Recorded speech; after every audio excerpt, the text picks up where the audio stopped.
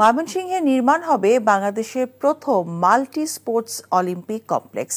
জুনে শুরু হচ্ছে এর কার্যক্রম, যার অর্থায়ন করবে ক্রীড়া মন্ত্রণালয়, সেনাবাহিনী এবং অলিম্পিক অ্যাসোসিয়েশন। রিপোর্ট কুশল ইয়াসিরের। বুধবার চলতি বছরের প্রথম নির্বাহী সভায় অলিম্পিক কমপ্লেক্সের অনুমোদন দেন অলিম্পিক অ্যাসোসিয়েশনের সভাপতি ও সেনাপ্রধান জেনারেল ওয়াকারুজ্জামান। ময়মনসিংহের ত্রিশালে army school of physical training and sports সেন্টারে 173 একর জমিতে তৈরি হবে এই কমপ্লেক্স। জুনেই শুরু হবে প্রায় 400 কোটি টাকার এই মেগা প্রকল্পের কাজ। 4 থেকে 5 বছরের মধ্যে এই প্রকল্পের কাজ শেষ হবে বলে ধারণা করা হচ্ছে।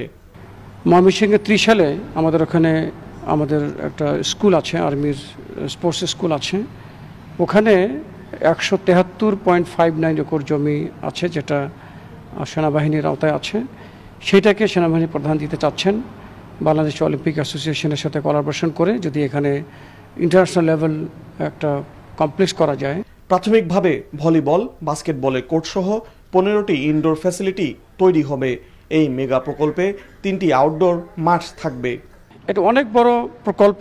তো আপাততভাবে ইমিডিয়েট প্ল্যানের জন্য 400 কোটি টাকা বরাদ্দ করা হয়েছে বা বাজেট ধরা হয়েছে, যেখানে বেসিক্যালি ইনডোর স্টেডিয়াম তৈরি করা হবে।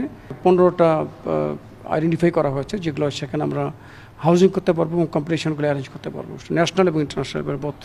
Bangladesh games, south Asian games সহ আন্তর্জাতিক ইভেন্টগুলো অলিম্পিক কমপ্লেক্সে আয়োজন করার লক্ষ্য।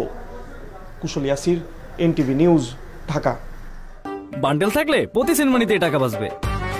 বিকাশ সেনমানি বান্ডেল কিনে জিতুন প্রতি লেনদেনে।